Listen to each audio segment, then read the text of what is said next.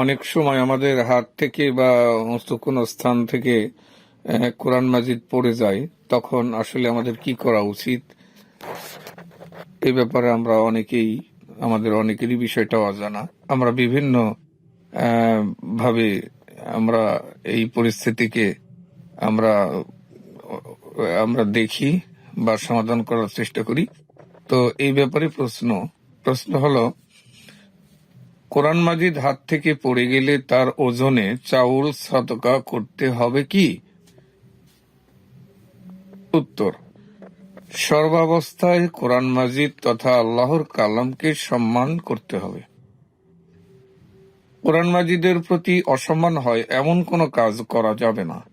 তবে ভুলবশত কারো হাত থেকে কোরআন মাজিদ পড়ে গেলে কোরআন মাজিদের ওজন পরিমাণ চাউল সদকা করতে হবে এমন বক্তব্যের কোনো ভিত্তি নেই।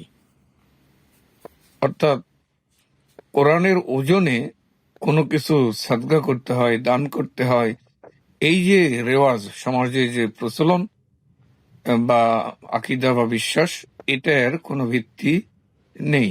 বরং এজন্য অনুতপ্ত হয়ে নাউজুবিল্লাহ বলাই যথেষ্ট। আল্লাহ তাআলা বলেন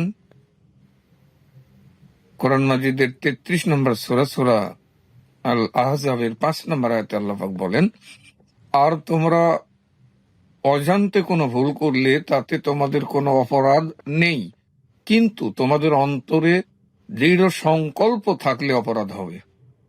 বস্তুত আল্লাহ ক্ষমাশীল ও দয়াবান। সুতরাং স্পষ্ট এই কথা প্রমাণিত যে আমরা ইচ্ছে করে কোরআনকে কোথাও ফেলে দেব না, যেহেতু ভুলবশতই, অসাবধানতা বশতই হয়ে যায়। তো এর জন্য অনুতপ্ত হয়ে নাউজুবিল্লাহ বলাই যথেষ্ট।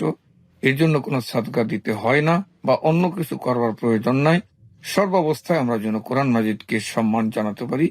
আল্লাহ তৌফিক দান করুন। আমিন। আসসালামু আলাইকুম ওয়া রাহমাতুল্লাহি ওয়া বারাকাতুহু।